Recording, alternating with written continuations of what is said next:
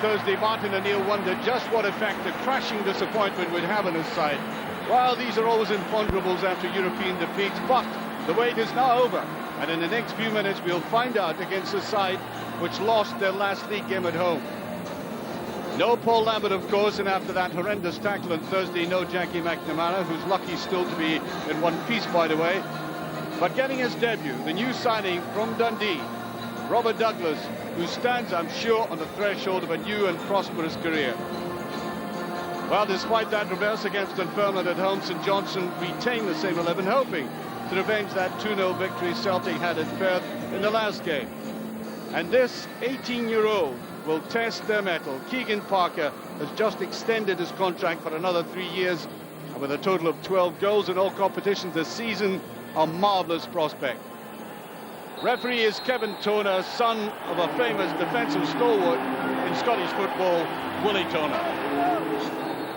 While St Johnstone always find it very difficult here at Celtic Park, it's not that they are overwhelmed, it's just that they find it very difficult to get away from a Celtic team who seem to relish playing against them. But revenge is on their mind, of course. Fresh in the minds, that 2-0 defeat that St Johnstone had in the last league game up at Perth. And a free kick immediately to Celtic, and this man, Lubo Moravcik, announcing, of course, that he'll quit at the end of the season and wants to do so with a triumphant team. Not cleared all that successfully, bit of a hesitation there, and eventually Mjolby's header safely with Alan May.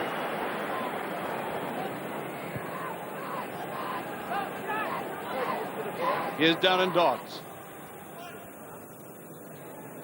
Good run by Evans. The ball is still in play. The final ball's supposed to be useful. Dasovic, that's a good save by Douglas.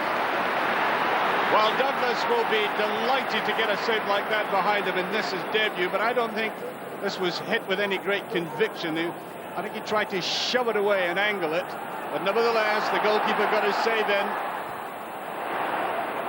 Good interception there by Stuart McCluskey. Really did think that was heaven sent for Agat to take on, but they do get the corner kick with 9 minutes gone of this game.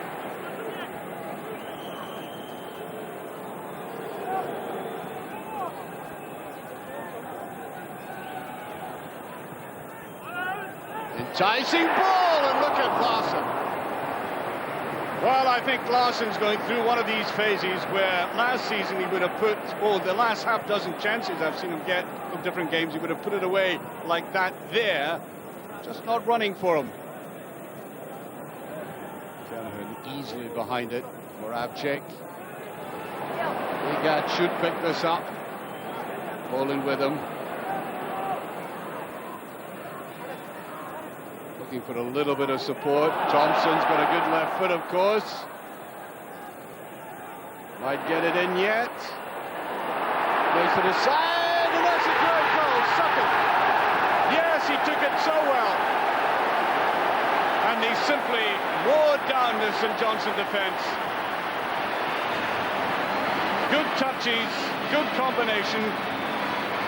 And first of all, Thompson, look at the way he shrugged his way through there. And then eventually Sutton with that positive finish. He had only one intention, and that was to drift it well away from the goalkeeper. His 8th goal of the season, and just as good as any of the others he's already scored. Seemed to be taken on the top of the ankle there, Silla.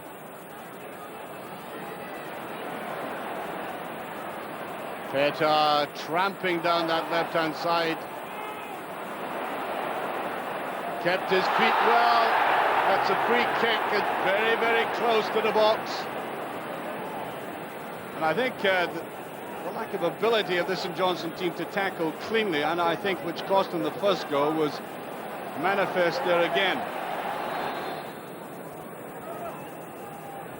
They're trying to cover it. No, didn't get hold of it properly.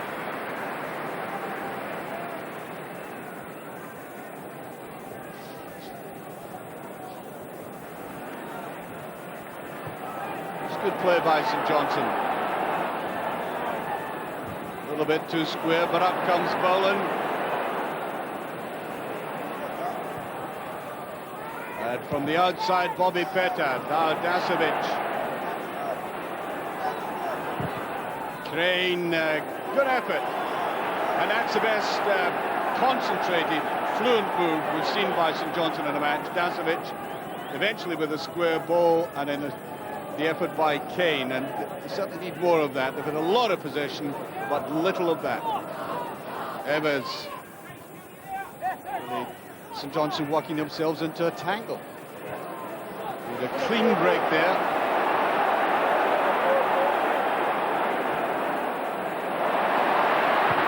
Well, that's in, yes, cleanly taken. He's hardly been in the game, but then that's a mark of quality. And we've seen it in different circles this week already by men who can score goals out of virtually nothing. We saw Simoni do it. We saw Larsson do it. And now that man there. Difficult angle. Defender bearing down at him, and yet puts it away. 2-0.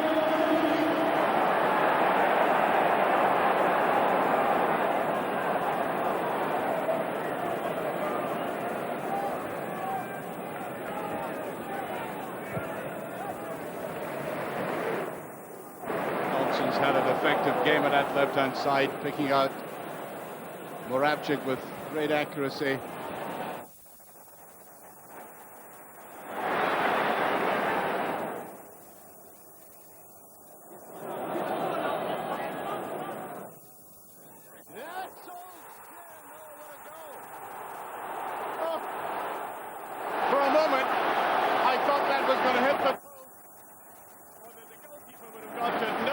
Delighted.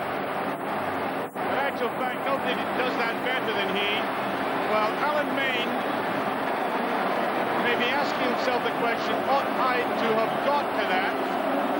But you've got to give it to the quality of the ball played into goal, and Celtic go 3 up with 7 minutes of this half remaining. Look at the way it fairly whistled in. I think Main was deceived by the way the ball just kept going.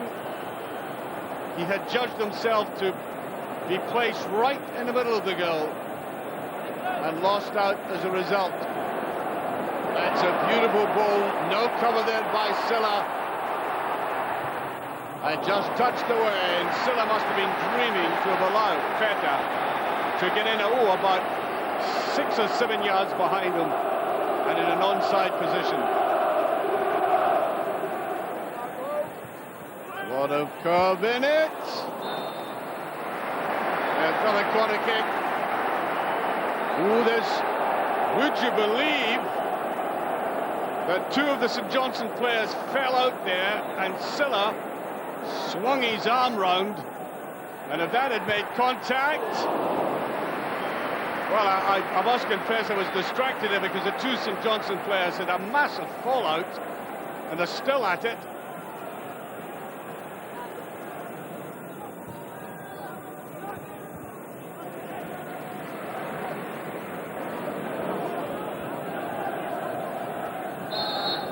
And there goes the half-time whistle. Celtic in a commanding lead at half-time. The first goal, an excellent strike by that man then, Chris Sutton. But there was a long period in the game when you felt people were on the prawn sandwiches because there's a lot of silence, and then suddenly the lull was broken by a superb goal by Henrik Larsson. I pointed out at the time, he was not in the game all that much and can still produce finishes like that. Pure class.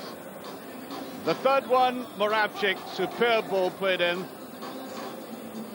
And there was a goalkeeper stranded in the middle of the goal, rather surprised by the pace of it, apart from the flight. So Celtic, as I said, very commandingly leading by 3-0 at half-time. Well, I wouldn't say it's exactly a totally impossible task, but it's very close to it, that's for sure, for St Johnstone. Coming back against a Celtic team at Celtic Park, 3 up. Isn't one of the problems any team would like to face. Peda, Silla, the man who was involved in that little incident. the end of that first half. Still there.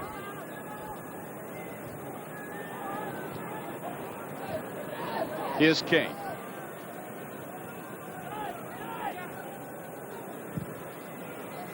Well, after that second goal, you got the impression that a lot of the St. Johnstone players had lost a taste for this match. And if that happens, of course, they would suffer even more. Oh, well played by the defender. Seems to have regained his composure again after that incident. Moravcik. Petardance well judged. Great save by Maine. The kind of ball that this man Sutton gobbles up. Now look at the instinctive, reflexive action of the goalkeeper there. Well, did he sort them out at half-time? It was a matter of taking a very demoralized-looking team and getting them to discuss things. Silla did that well. Jasovic didn't. Thompson must put it through here. Now then, Larsson ought to put it away, and he does, with delightful ease. When he gets a chance like that, he makes it look ridiculously simple. Of course, it never is. Second in the game for the man, and they were left wide open there. Look at that chip. Reminiscent of another one somewhat earlier in the season. Celtic 4 up.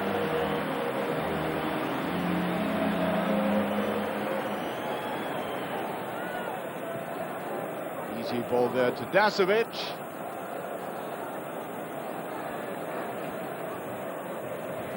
Much better play by St. Johnstone. Connolly. A little run in the outside, and that's not a bad effort. Once again, it was a difficult angle for the lad. He was running one way, and he had to turn and try and squeeze it in the other. Just that little bit difficult for him. That's a superb ball. Look at Agat coming in now. Larsson, he's going to let fly himself. That wasn't far away. Alan Maine remained rooted to the spot here, and we'll see how wise he was not to go for it. Just shaving away.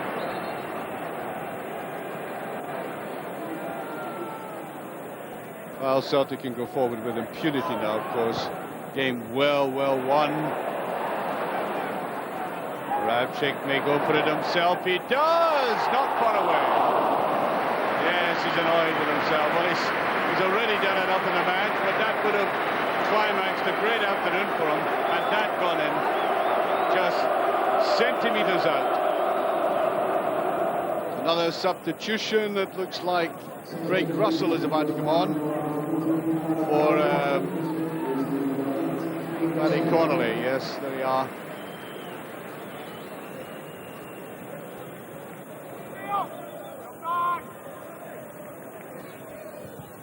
That's a decent ball, and that deceived the Celtic defence, which is something of a rarity this afternoon. So let's watch it again. Plenty of corner kick there.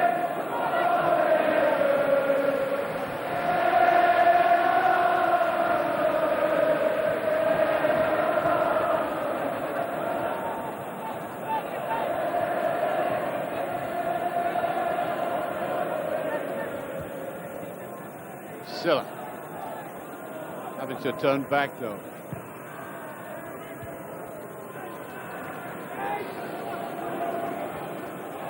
Well, I think Mulher in the first tackle he's missed all day, and that's a goal, neatly picked up. Well, as that ball was played inside there, so Russell, the substitute, popping inside the box to slip it away to make it 4-1, and that takes a little bit of the bad look off this result for St. Johnstone. Angled away, but nothing much more than that. They've left it a little bit late, but good luck to them. They've enjoyed seeing that go in the back of the net. So McCullough. It's gone right into the centre of defence for Kernaghan. That's a useful ball, and Yobi is there. I think some people felt it was the final whistle. It's offside, in fact. And there is the final whistle. Robert Douglas conceded 1 goal today, but applauds the crowd, and that man will be happy enough after what happened on Thursday. First goal coming from Chris Sutton. Dynamic finish after Celtic had driven away into the penalty area. Then that glorious breakaway by Henrik Larsson, who hadn't been in the game all that much until then.